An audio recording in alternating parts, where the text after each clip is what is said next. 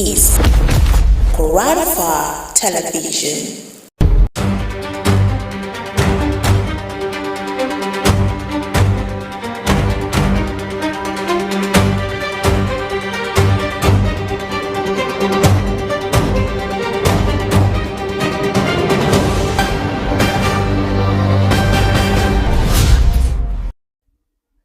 Good evening and welcome to the news at 7 p.m. I am Sophia John with the news presentation. Many thanks for joining us. First, the headlines. Democratic Leadership Alliance (DLA) has continued to woo politicians into its fold. Reps order IG to produce fake agency DG Adeyemi.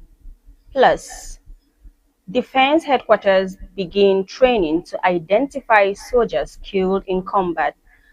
Now the news in full. Gubernatorial candidate of the party, Honorable Aboki Stephen Bayonga, disclosed this in an interview with journalists in Jalingo. Correspondent Rejoice Useniaro completes the story. The Guba candidate, Honorable Aboki Stephen Bayonga, pointed out that the DLA is in for serious business as it has continued to receive politicians that are worth the onion. According to him, they have solid structures in all wards of the state, which has added to the popularity of the party. In our state, Taraba State, where we believe that the DLA is taking over. So I'm assuring you, before the campaigns kicked off properly, Taraba will see change. Because during our campaign, we have what to tell people. And you see, the ideology of our party, anybody that hears this ideology, he will love to be members of our party. We have structure. For them to know whether we have structure or not, the time shall tell. He assured Tarabans of quality leadership that will turn around the fortunes of the masses. Honorable Aboki Bayonga advised Tarabans to live in peace and tolerate one another for the interest of peace and development. Please, my advice to you, let's put heads together and change the narratives. Our future is in our hands. This time around, the future of our children is in our hands. The future of the state is in our hands. So let's put heads together and see how God is going to use us to change the narrative of the state. In Jalingo, I am Rejoice Useniaro. The First Lady, Senator Oluremi Tinubu, is set to distribute 1,000 bags of rice and other food items to vulnerable residents across the 18 local government areas of Ondo State under the Renewed Hope Initiative RHI Social Investment Program. The intervention program carried out through the RHI Food Outreach Scheme targets widows, persons with disabilities, senior citizens, and other indigent residents as part of efforts to cushion the effects of the prevailing economic hardship. Sion Osamaye, the Commissioner for Women Affairs and Social Development in the state, disclosed this on Monday at a briefing with journalists in preparation for the distribution program in Akure. Osamaye revealed that Governor Lucky Ayedatiwa will host the First Lady, Senator Tinubu, who is expected to be represented by the wife of the Vice President, Hajiana Nashetima, at the program scheduled for the International Events and Cultural Center, the Dome, Alagbaka in Akure, Ondo State. The House of Representatives Committee investigating the operations of the controversial Presidential Foreign Investment Promotion Council has directed the Inspector General of Police, Olatunji Disu, to produce the self-acclaimed Director General of the organization, Adeyemi Adeniyi, before it on Wednesday. The directive was issued during the resumed investigative hearing at the National Assembly Complex, Abuja. Representing the IG, Assistant Commissioner of Police Bashir Abdullahi, appeared before the committee and was instructed to ensure Adeyemi's appearance by noon on Wednesday to assist lawmakers in their ongoing investigation into the activities of the organization. The committee is probing the circumstances under which the PFIPC, despite not being legally established, allegedly secured office accommodation in Phase 3 of the Federal Secretariat complex in Abuja and received a budgetary allocation of 1.32 billion naira in the 2026 Appropriation Act. The directive followed the Nigeria Police Force confirmation of key aspects of its criminal investigation, including petitions from the Office of the Chief of Staff to the President, alleging that Adeyemi fraudulently presented himself as the Director General of both the Presidential Economic Advisory Council and the Presidential Foreign Investment Promotion Council. The committee chairman, Yusuf Gagdi, said Adeyemi's appearance had become imperative given the seriousness of the allegations and the institutions implicated in the matter. The All Progressive Congress has criticized former Labour Party presidential candidate Peter Obi over his criticism of the economic reforms introduced by President Bola Tinubu's administration. The party insisted that Nigeria needs policy continuity rather than a fresh economic direction ahead of the 2027 general elections. The APC National Vice Chairman, Southeast, Dr. Ijoma Arodiobu, made the remarks while reacting to an interview where the former Anambra State Governor said President Bola Tinubu should step aside, stating that the country was headed in the wrong direction under Tinubu's leadership. Obi had described the Tinubu administration's agenda as one of failure and renewed hopelessness, and that Nigeria required a different leadership approach to address its economic and governance challenges. Responding, Aro Diobu, in a statement, said the Tinubu administration had laid a solid foundation for economic recovery and urged Nigerians to support the consolidation of ongoing reforms instead of abandoning them for what he described as another political experiment. According to him, key reforms, including the removal of fuel subsidy, exchange rate adjustments, and fiscal restructuring, were introduced to reposition the economy for sustainable long-term growth. The Bayelsa State chapter of the People's Democratic Party has unveiled a 20 million naira palace project for the traditional ruler of Elebele community in Ogbea local government area, as it moves to consolidate support in the home community of former President Goodluck Jonathan ahead of the 2026 governorship election. The state chairman of the PDP, George Turner, announced the project during a reception organized for a former chieftain of the All Progressive Congress, Gabriel Claudius, popularly known as 1 Million Man, and his supporters who defected to the PDP.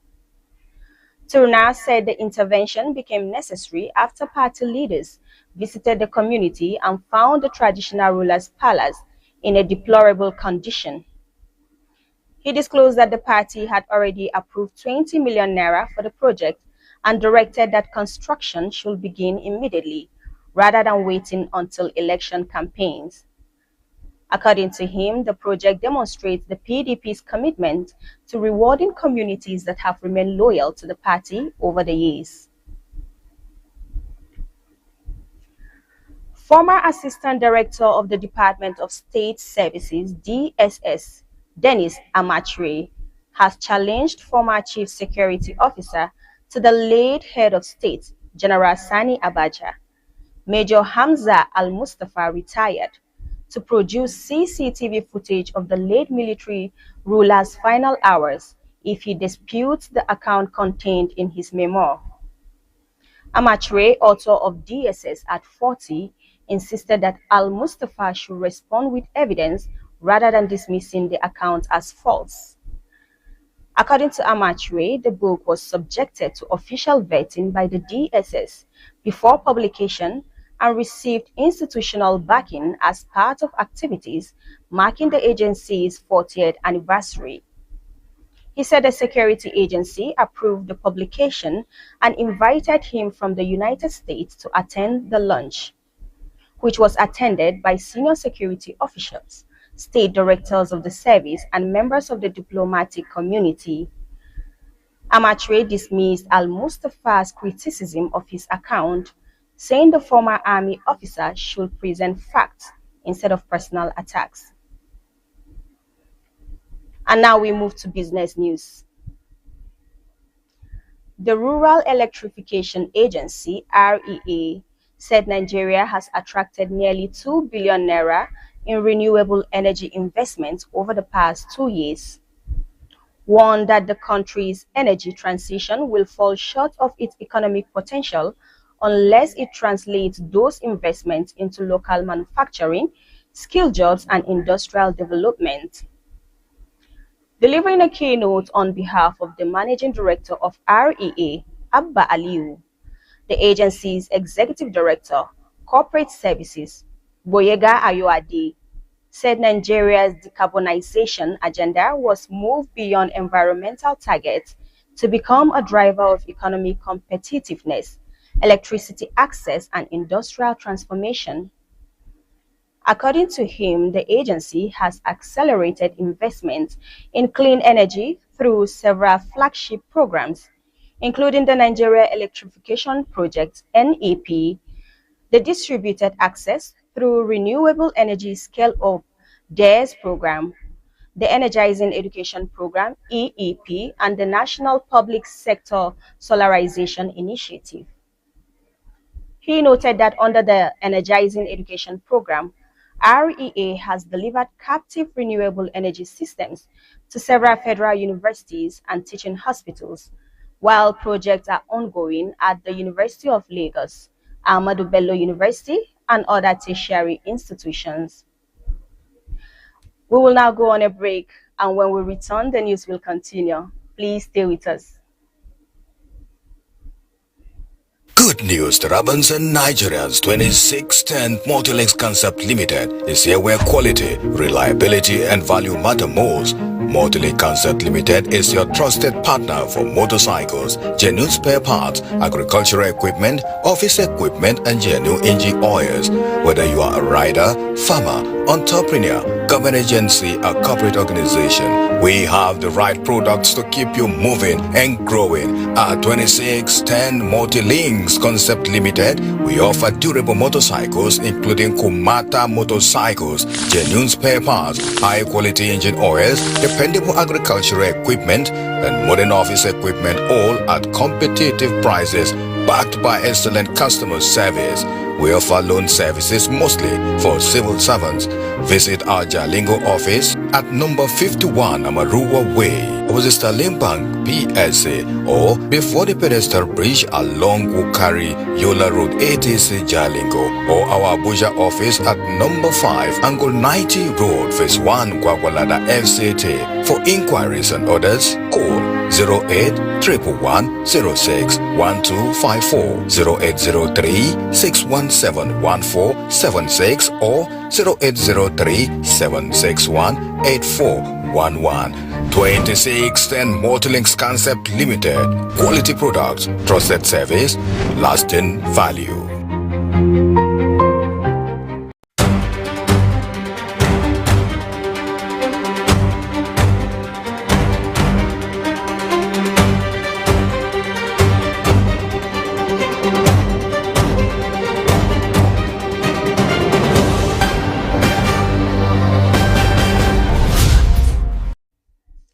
Welcome back.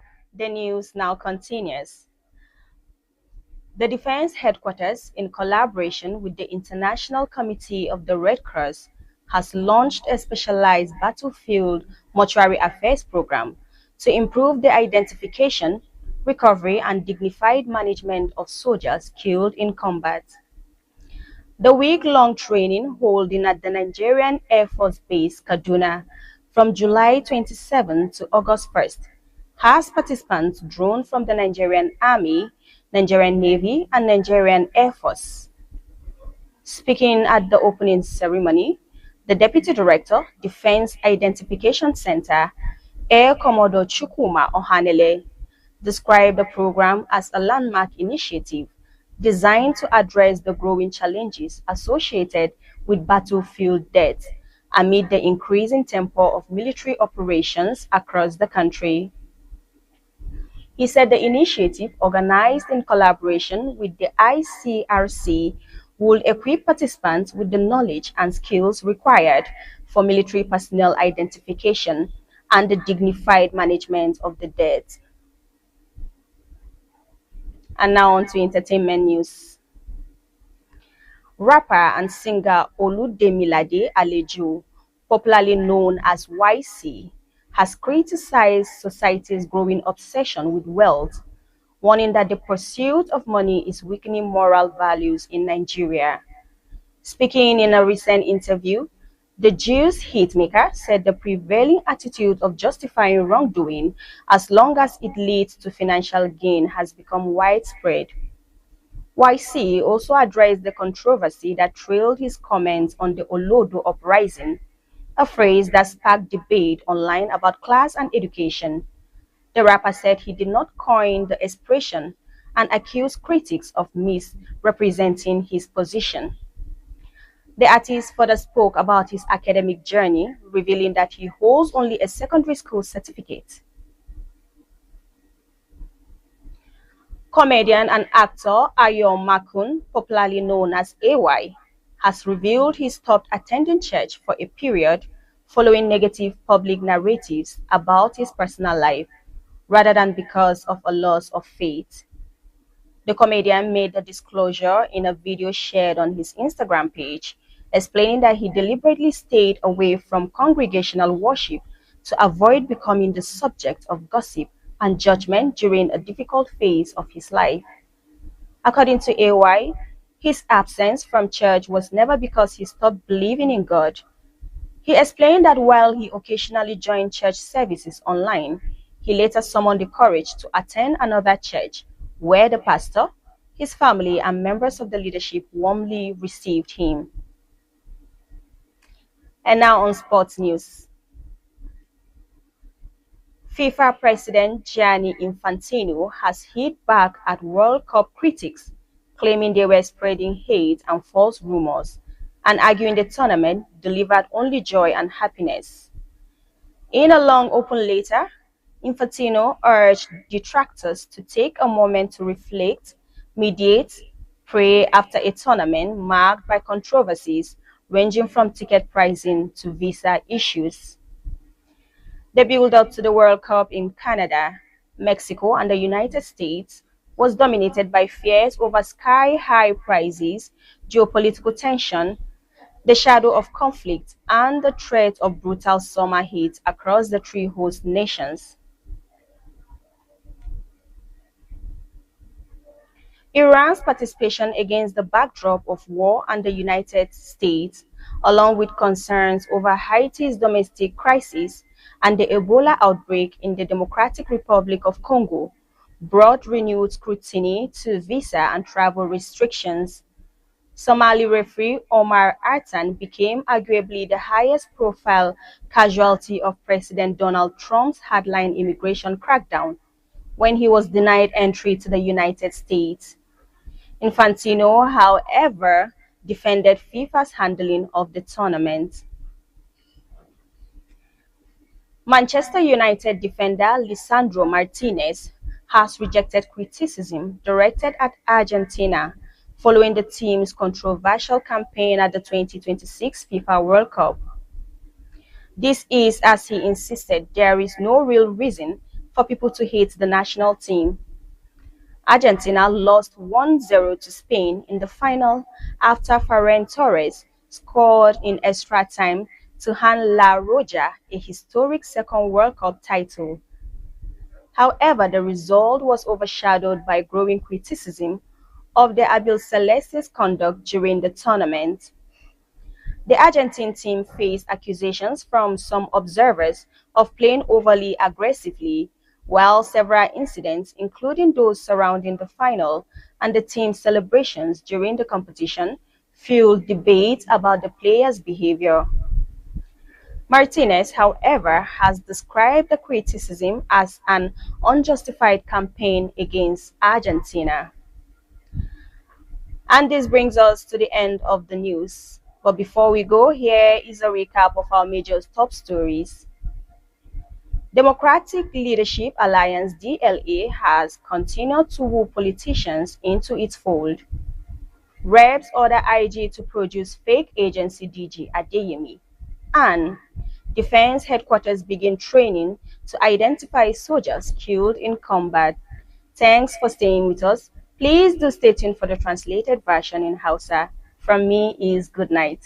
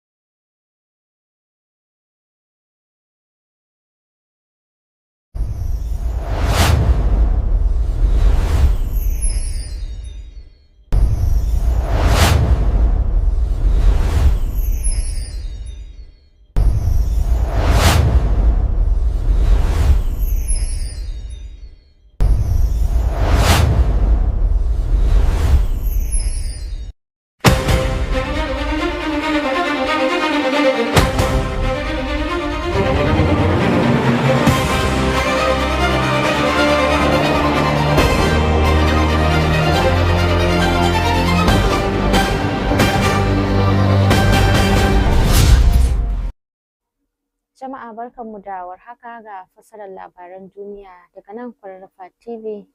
Mai gabatarwa Fatima Muhammad Natal. Farko muhimman kanunsu. Jam'iyyar DLA na ci gaba da jawo 'yan siyasa zuwa cikinta. Kwamitin majalisa ya umarci Sufeto Janaral na 'yan sanda da ya gabatar da wadda ake ikirarin shugabancin majalisar na tallafawa zuba jari da kasashen waje ta shugaban ƙasa.